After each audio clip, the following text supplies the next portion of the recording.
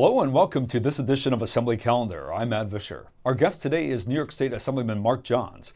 Mark represents the 135th Assembly District, which includes Monroe County. Thank you very much for joining us today.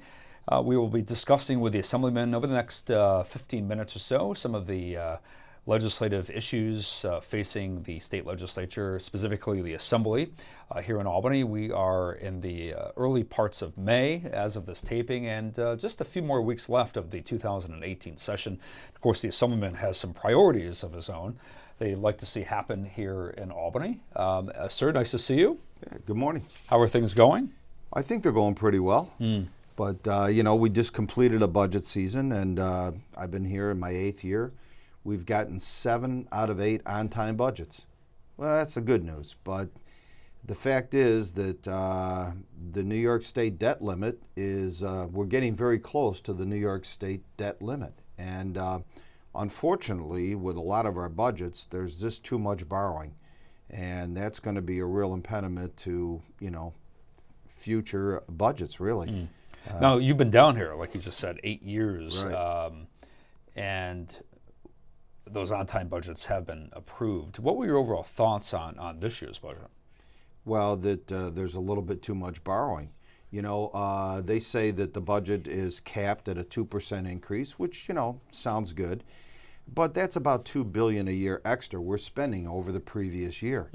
$2 billion, as the state comptroller, Tom DiNapoli, has said, we're not bringing in an extra $2 billion in revenue every year. So we're borrowing the money, or we're sweeping different funds to bring us to a balanced budget. We have to have a balanced budget, but there's too much borrowing involved.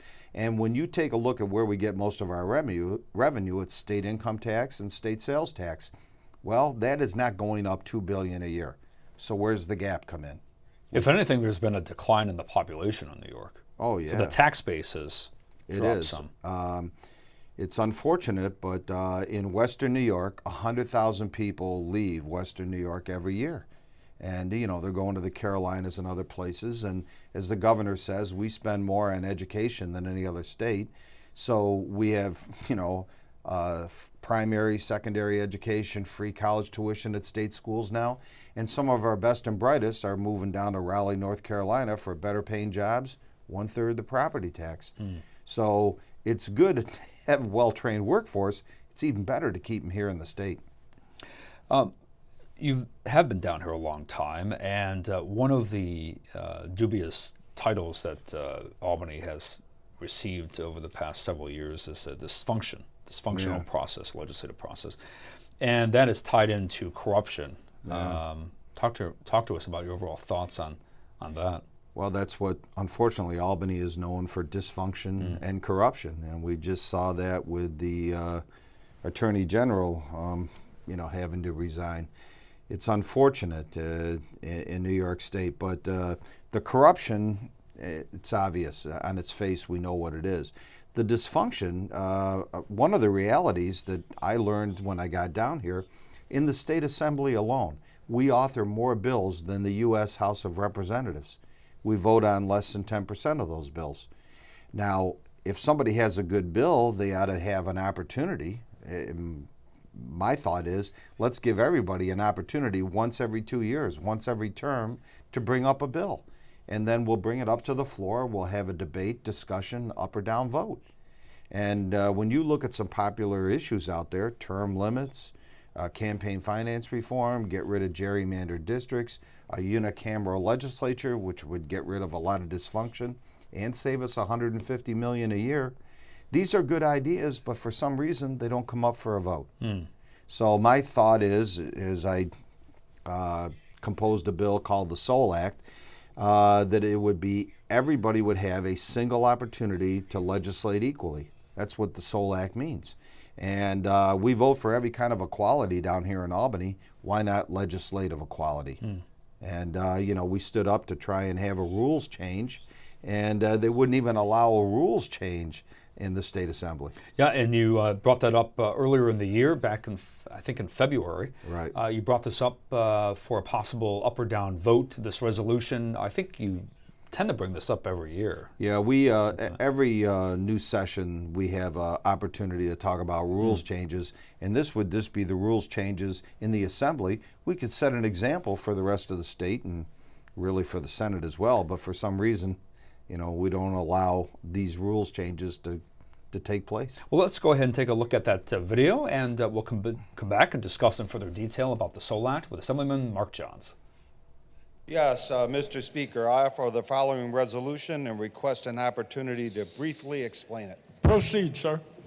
Mr. Speaker, in the New York State Assembly here, we author almost twice as many bills as the U.S. House of Representatives.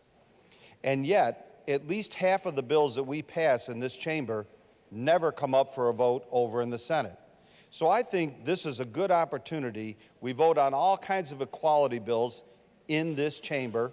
They never come up in the Senate. This would be a perfect opportunity for all of us to unanimously get behind this resolution and allow every member to bring one bill to the floor every 2 years. You can't ask for less. And let's have a debate, a discussion, and an up or down vote. And we can set an example for the chamber down the hall by letting the Senate know we're going to bring up bills, and if we bring up a bill and pass it here, whether we voted for or against it, it ought to be able to be coming up over in the Senate. I think it's a good government bill, it's a great reform bill, and it's an opportunity for us to start to stifle some of the dysfunction that we have in New York State, and I encourage all my colleagues to vote yes for this particular resolution. 7 million. So Assemblyman, with the Assembly Republican Conference representing roughly 6-7 million New Yorkers, it would seem logical that those, you know, you and others, your colleagues, would have the opportunity to bring up legislation for a vote. It sounds very reasonable to me. I mean, we have red and green buttons there, and I know they both work because I push them both, but there's no reason why, if someone really feels they have a good idea, give them the opportunity. A unicameral legislature, which is a bill I have, would be 75 members total in the legislature instead of 213. You're cutting almost 2/3 of the legislators. You're getting rid of this dysfunctional two-house system, and you save $150 million a year. We'd save another $5 or $10 million if we had 2-year budget cycles. All the school districts and everybody would know what they're going to get 2 years in advance. The second year of our term, we wouldn't have to come down here as much, maybe for 3 months for laws, but not for a budget. And you would wind up cutting in half throughway tolls, mileage, per diems, saving millions of dollars more. These are common sense ideas. They're actually done in other states. So why don't we do it in New York State? It works. It's effective. It'll cut down on some of the dysfunction. The corruption, obviously, term limits, campaign finance reform will help in that area. Now, fill in the folks at home, because many are unaware of the actual process that happens here in terms of how a bill becomes a law. So talk to us about the committee process, and why is it that these bills are not making it out of committee? Why is that? The majority controls the committees, and it goes from the top down. And so, yeah, a bill has to come out of committee and be voted out of committee in order to be able to go to the floor for a vote. And that's where the bills are killed. Any bills that they don't like, the majority doesn't like, they kill them in committee. Or they use the phrase, we'll hold them for future consideration. The future consideration never comes. I mean, I use term limits because it's the most popular, not necessarily the most important issue, but the most popular issue. We should be allowing people to vote on that. We allow people to vote on gambling casinos, the environmental bond acts and all the other stuff we allow people to vote on. Let's allow people to vote on term limits. And that's why I have a corollary bill to the SOL Act. I call it the FDR Act. And the FDR bill, this says that after session, we're in here for 6 months a year. At the end of June, when session is over, allow the public, the voters of New York State, to go out and get signatures. Take up to 3 of our most popular bills, which have already been bill drafted by us down here. Take any of our 3 most popular bills, and whichever ones get the most signatures will go on the next general election ballot. So if they're unwilling to do some of the reforms that people want down here in Albany, at least allow the public to take our bills. They're not writing their own bills. They're taking our bills, get the required number of signatures, and put it on the ballot. So that's a new piece of legislation that you drafted. So Yeah. where is that right now? Well, That's sitting in committee? Well, The FDR sure. bill? Yeah, the FDR bill, the SOL Act, the unicameral legislature, term limits. I mean, you name it. They all sit in committee. And as I said, 90% of the bills we author never come up for a vote, Right. even though we author more bills than the U.S. House of Representatives. And in addition, many of them have Senate co-sponsors. Some have Senate co-sponsors, but what's the difference if it passes one house? Like you said, a bill to become a law has to pass both houses, the exact same bill, and be signed by the governor. So just about, looks like 3.5, 4 minutes left of the show. We are nearing the end of session. There's about, 5 weeks, 6 weeks left? Yeah.